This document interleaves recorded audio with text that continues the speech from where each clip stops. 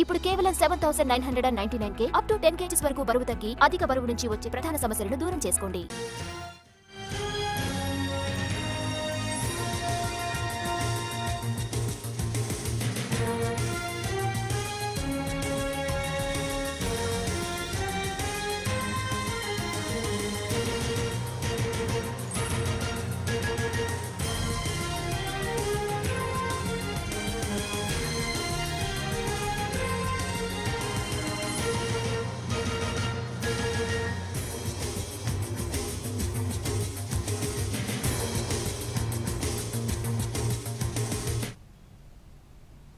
హైదరాబాద్ నగరాన్ని భారీ వర్షం ముంచెత్తింది. గంటల వ్యవధిలో కుండపోతగా కురిసిన వర్షానికి నగరంలోని పలు చోట్ల డ్రైనేజ్ పైప్ లైన్లు పొంగి పొర్లుతున్నాయి.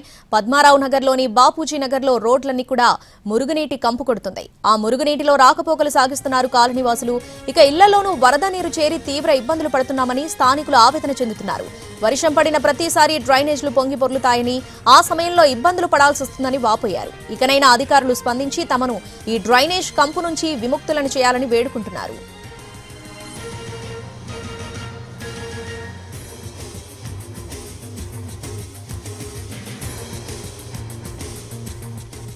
దీనికి సంబంధించి పూర్తి అప్డేట్స్ మా ప్రతినిధి రాధిక లైవ్ లో అందిస్తారు. రాధిక,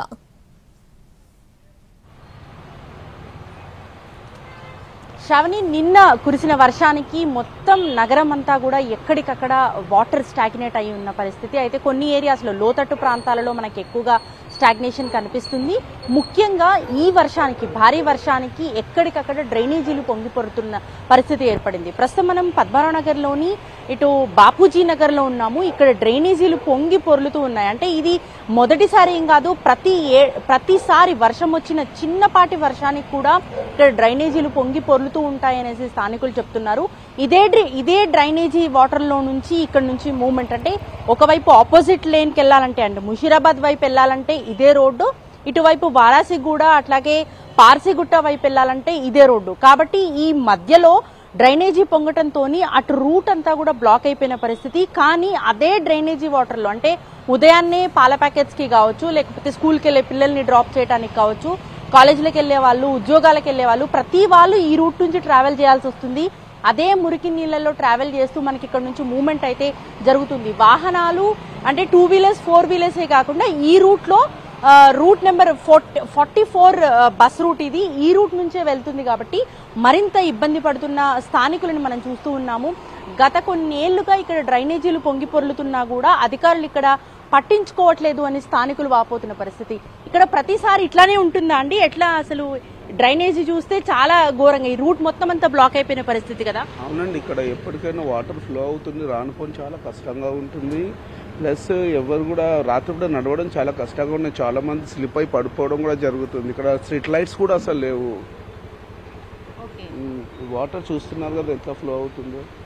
రైట్, సో చూస్తున్నాం కదా, కనీసం ఈ ఏరియాలో స్ట్రీట్ లైట్లు కూడా సరిగ్గా లేవు అని చెప్తున్నారు. ఈ రూట్ నుంచి రాత్రి కురిసిన వర్షానికి మనకు ఆపోజిట్ లో ఒక ఇల్లు చూస్తే అక్కడ పైన ఉన్న మెట్టు వరకు కూడా పూర్తిగా వాటర్ ఇళ్లలోకి చేరుకొని అక్కడి వరకు వచ్చిన పరిస్థితి అనేసి స్థానికులు చెప్తున్నారు. అయితే ఇక్కడ నుంచి ఈ రూట్ నుంచి మనకి కొంత డౌన్ దిగువకి ఉండటంతో పార్సిగుట్ట వైపు కావచ్చు, ఇటు వారాసిగూడ వైపు వెళ్లే రోడ్స్ కావచ్చు, కంప్లీట్ గా మురుగునీటితో నిండిపోయిన సిచ్యువేషన్ అయితే ఉంది. పొంగి పొర్లుతున్న డ్రైనేజీలను పట్టించుకున్న నాదుడు లేడు అని చెప్పేసి స్థానికులు చెప్తున్నారు. ఒకవైపు ఇక్కడ నుంచి రాకపోకలు సాగిస్తున్న వాళ్ళు కూడా ఇబ్బందులు పడుతున్నారు. ఇళ్లలోకి నీళ్లు చేరటము, ఈ మురికి నీళ్లు కొంత డౌన్ లో ఉన్న ఇళ్లలోకి చేరుతున్నాయనేసి చెప్తున్నారు. ఒకసారి ఇక్కడ స్థానికులతో కూడా మాట్లాడించే ప్రయత్నం చేద్దాము. ఇక్కడ మొత్తం కంప్లీట్ గా కూడా మురుగు వాసన, కంపు వాసన కొడుతున్న పరిస్థితి, ఇళ్లలో కూడా ఉండలేకపోతున్నామని స్థానికులు అయితే చెప్తున్నారు. సో ఓవరాల్ గా ముషీరాబాద్ ఏరియాలో అత్యధికంగా వర్షపాతం నమోదవడంతో ఇక్కడ ఇళ్లలో కూడా రాత్రి నీరు చేరాయని చెప్తున్నారు. దానికి తోడు ఈ మురుగునీళ్లు ఇళ్లలోకి రావడం మరింత దారుణమైన సిచ్యువేషన్ లో ఉన్నామని స్థానికులు చెప్తున్నారు. Over to you. Right Radhika, thanks for the updates.